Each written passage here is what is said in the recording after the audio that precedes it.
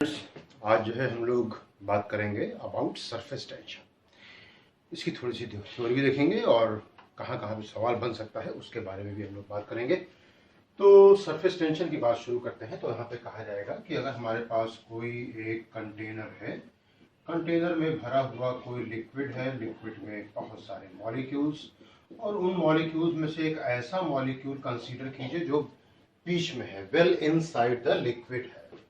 तो आप पाओगे कि जो है इसको हर तरफ से खींचने वाले, अट्रैक्ट करने वाले इक्वल डिस्टेंस पे बहुत सारे मॉलिक्यूल्स होंगे जो कि इसके ऊपर नेट फोर्स को कर देंगे जीरो। यहीं पे कोहेसिव और एडहेसिव की भी जो है लगे हाथ बात कर लेते हैं कि एक टाइप के सब्सटेंस के मॉलिक्यूल्स के बीच में लगने वाले फोर्स को नाम देते हैं कोहेसिव फोर्स, और सरफेस टेंशन कोहेसिव फोर्स की वजह से ही होता है। और दो अलग अलग टाइप के सब्सटेंस के मॉलिक्यूल्स के बीच में लगने वाले फोर्स को नाम देते हैं क्या? Adhesive force. ये कोहेसिव और एडहेसिव मिल करके और वेट मिल करके जन्म देते हैं इस बात को कि किसी लिक्विड का सरफेस, किसी ड्रॉप का सरफेस फ्लैट होगा या फिर वो सरफेस स्फेरिकल रहेगा। अगर सरफेस टेंशन डोमिनेट करता है वेट के ऊपर तो ड्रॉप अपना शेप मेंटेन कर ले जाएगा, और अगर वेट डोमिनेट कर जाता है तो ये लिक्विड जो है, सरफेस जो है वो चिपक जाएगा।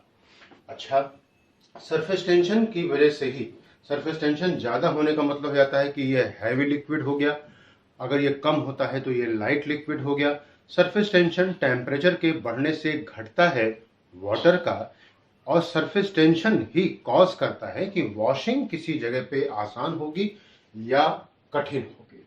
वॉशिंग होना का मतलब होता है कि जो भी धागे हैं, जिस कपड़े को आप धो रहे हो, उस धागे के बीच में से होकर के डिटर्जेंट पानी जा रहा है या नहीं।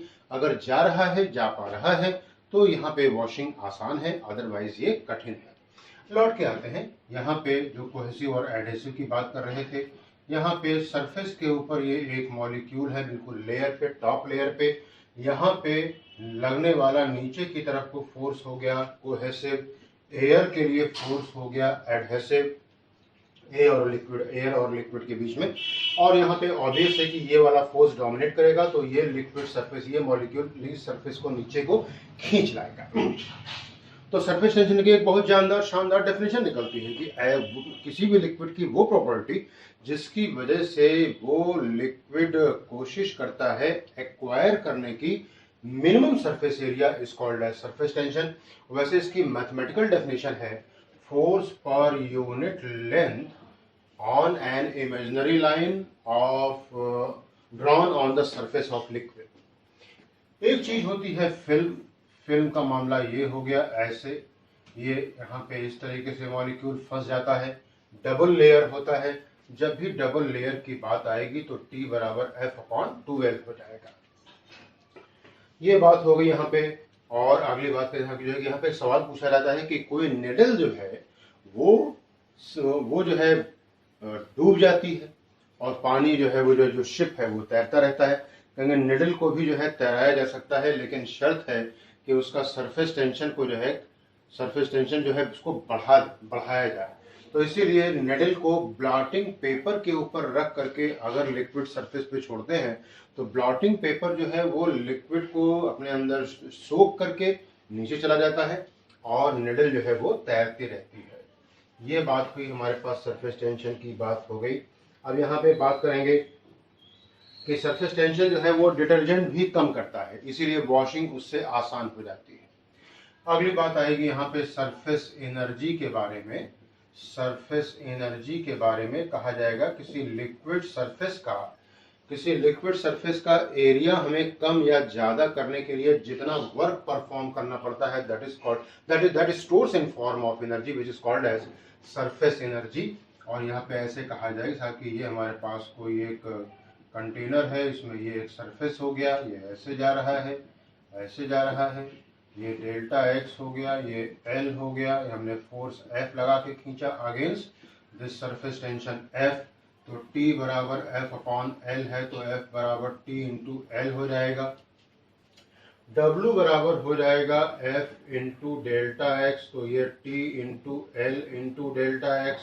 तो ये T into L into delta x हो जाएगा क्या, डेल्टा ए, ये W हो गया, और T बराबर W अपॉन डेल्टा ए हो गया। ध्यान रहे इस बात का। और यहीं पे निकलती है सरफेस टेंशन की एक और बहुत बढ़िया सी डेफिनेशन कि अगर डेल्टा ए को कर दिया जाए 1 यानी कि यूनिट, तो T बराबर हो जाएगा W और सरफेस टेंशन की परिभाषा निकलेगी और कहा जाएगा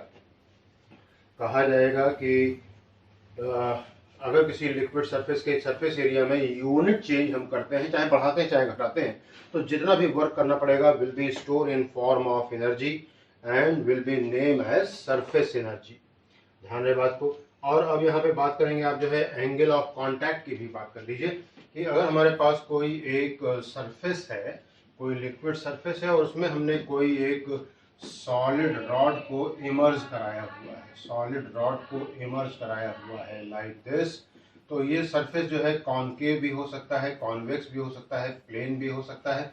तो यहाँ पे खींचा गया tangent for liquid inside the liquid, this is the tangent for liquid, this is the tangent for solid, ये हो गया थीटा, और इसी को नाम देते हैं हम एंगल ऑफ कांटेक्ट का। अब आपको जो है सवालों के बारे में लाते हैं। यहाँ पे कहा जाता है कि अगर यहाँ पे टाइप ऑफ क्वेश्चन कहा गया था कि हमारे पास एक बहुत बड़ा सा एक ड्रॉप था which has been broken into several smaller parts and drops में, एंड ड्रॉप से मान लीजिए इसको तोड़ दिया गया है और ये स्मॉल आर है, तो क्या यहाँ पे कितना वर्क करना पड़ेगा ये पूछ रहे हैं। तो यहाँ पे कहा जाएगा, देखिए ऐसा है कि एक बड़े ड्रॉप का वॉल्यूम और n छोटे ड्रॉप्स का वॉल्यूम तो आप बराबर ही रखोगे, इसमें तो कोई दो राय है नहीं। तो ये हो जाएगा n into 4/3 pi small R cube, और आर क्यूब बराबर हो गया n आर क्यूब, ये हो गया कैपिटल आर और स्मॉल आर में रिलेशन। अब पूछा जाएगा साहब कि बताइए कि वर्क डन होगा क्यों, होने का ना होने का मतलब क्या है, कहेंगे इसलिए पूछ रहे थे कि क्या सरफेस एरिया में चेंज होगा, कहेंगे बिल्कुल होगा सरफेस एरिया में चेंज। सरफेस एरिया में चेंज होगा कैसे, कहेंगे T इंटू डेल्टा ए, और ये T इंटू एन छोटी ड्रॉप्स का एरिया माइनस में एक बड़ी ड्रॉप का एरिया ऐसा हो जाएगा, तो ये T 4 पाई और ये हो गया n, स्मॉल r की जगह पे यहाँ पे अगर आप रखोगे तो ये r क्यूब बराबर capital R cube by n, small r बराबर कैपिटल R n की पावर 1/3, यहाँ पे हमें स्क्वायर रखना है तो r स्क्वायर n की power 2/3 minus r square 4 pi t r square और n की पावर 1 माइनस 2/3 यानी कि 1/3 माइनस 1, ये हो जाएगा work done to break a big drop into n small drops. और अगर यही जो है ये फिल्म होगा, सोप बबल होगा, सोप सोल्यूशन होगा, तो यही 2 टाइम्स हो जाएगा 8 पाई r स्क्वायर t n की पावर 1/3 माइनस 1 हो जाएगा। अब यहाँ पे एक अगली बात, अगले कंसेप्ट पे आपको लेके आते हैं एक्सिस प्रेशर के बारे में। एक्सिस प्रेशर के बारे में, एक्सिस प्रेशर के बारे में का मतलब हो गया, एक्सिस प्रेशर का मतलब हो गया कि अगर प्रेशर एक तरफ को ज्यादा और एक तरफ को कम नहीं होगा तो क्यों किसी लिक्विड का ड्रॉप का जो शेप है वो स्फेरिकल होगा या नहीं होगा। तो कहा जाएगा, तो ये ध्यान रखें कि ये हमारे पास है कोई एक लिक्विड का ड्रॉप, तो यहाँ पे अगर मैं एक ये ड्रॉप है तो ये बहुत सारे छोटे छोटे सर्कल से मिलकर के बना हुआ है, तो इसकी रेडियस अगर मैं स्मॉल r मान लूँ तो F बराबर T बराबर F अपॉन L हो गया था, तो यहाँ पे F बराबर T इंटू L हो जाएगा, ये T इंटू 2 पाई r हो जाएगा। प्रेशर की वजह से भी तो यहाँ पे आएगा फोर्स, तो प्रेशर बराबर फोर्स अपॉन एरिया यानी कि पाई r स्क्वायर, तो F बराबर पाई r square into P। At the point of equilibrium ये दोनों बराबर होंगे, तो 2 पाई r t बराबर P into pi r square, और पूछा जाए P बराबर कितना आ गया तो कहेंगे 2t बाई r हो गया, यानी कि अंदर का प्रेशर बाहर के प्रेशर से इतना ज्यादा है, ध्यान रहे। और ये यहाँ पे हाँ एक बात और कि जो है अगर ये सरफेस जो है प्लेन है ऐसा है, फ्लैट सरफेस है, तो ये P अप है और ये P डाउन है, ये डाउन है, तो ध्यान रहे कि P अप बराबर होगा P डाउन। और एक अगली बात आएगी कि अगर एटमॉस्फेरिक प्रेशर की मौजूदगी में अगर किसी ने बना के रखा हुआ है अपना ऐसा सरफेस, ऐसा शेप बना के रखा हुआ है, ये P इन है, ये P आउट है, इसी को P नॉट का नाम दे दो, कहेंगे P in will be greater than P out और P नॉट। ध्यान रहे सिंगल सरफेस है तो 2T/R और डबल सरफेस है तो हमको और बराबर बराबर रेडियस है तो ये 4T/R हो जाएगा। तो यहाँ पे कहा जाता है कि जो है कि ये डबल सरफेस है, ऐसा है। कॉनकेव सरफेस कॉन्वेक्स से हमेशा 2T/R ज्यादा हो गया, बता दिया मैंने आपको।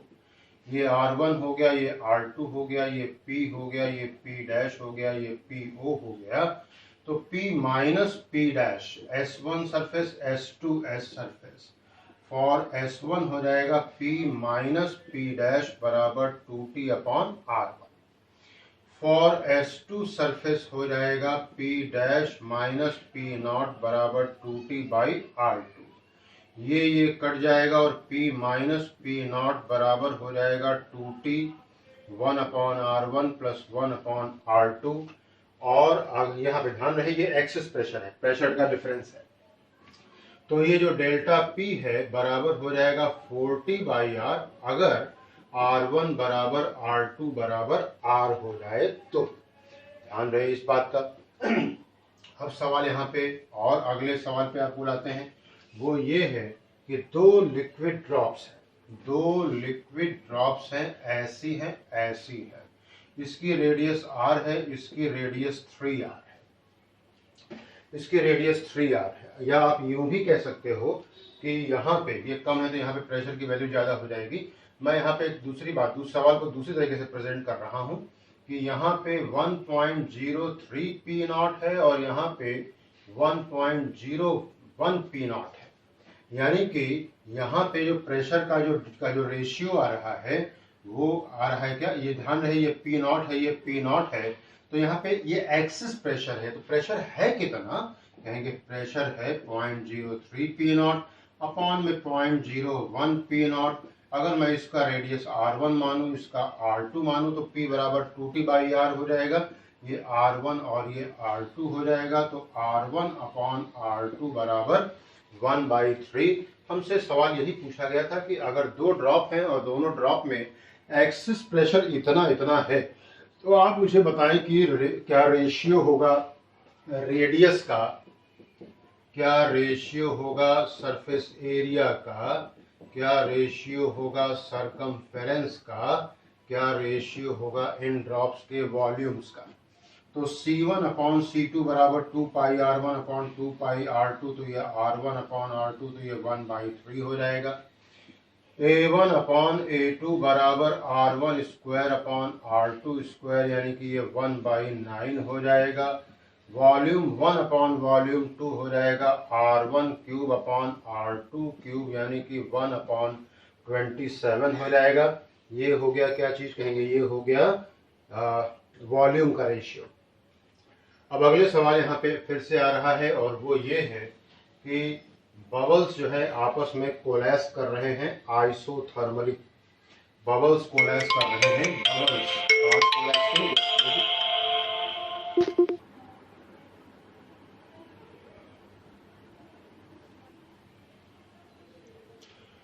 यहाँ पे जो है दो बबल्स हैं, 100 बबल्स हैं और ये एटमॉस्फेरिक प्रेशर में रखे हुए हैं, आइसोथर्मली इन एयर हैं, क्योंकि रेडियस R1 है, रेडियस R2 है और ये कोलैप्स करके एक स्फीयर बना है, एक ड्रॉप बना है जिसका रेडियस R है। तो सरफेस टेंशन हमसे पूछा गया है, सरफेस टेंशन पूछा गया है, तो ध्यान रहे P1 V1 plus P2 V2 बराबर हो जाएगा PV। ये आपके दिमाग में कहाँ से आ गया, कहेंगे ये आगे लिखा हुआ ना isothermally temperature constant, Boyle's law का पालन होगा, बॉयल्स लॉ फॉलो होगा। तो ये P0 plus 4T/R1 into 4/3πR1³ P0 plus 4T/R2 into 4/3πR2³ बराबर ही हो जाएगा P0 plus 4T/R into 4/3πR3। इसको सॉल्व करने पे इसको सॉल्व कर लेंगे आप। t बराबर P0 और आएगा R³ minus R1³ minus R2³ upon में आएगा 4 और आएगा R1² plus R2² minus R²। ये हो गया सवाल इस बात का।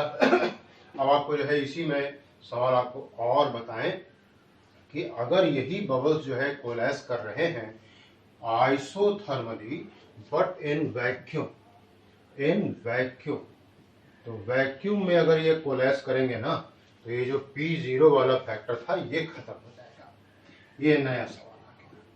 P1V1 प्लस P2V2 बराबर PV हो गया 4/3 पाई R1³ और ये क्या हो जाएगा कहेंगे, ये हो जाएगा वॉल्यूम हो गया था, ये हो जाएगा 40/R1 प्लस 40/R2 इंटू 4/3 पाई R2³ बराबर 40/R इंटू 4/3 पाई R³।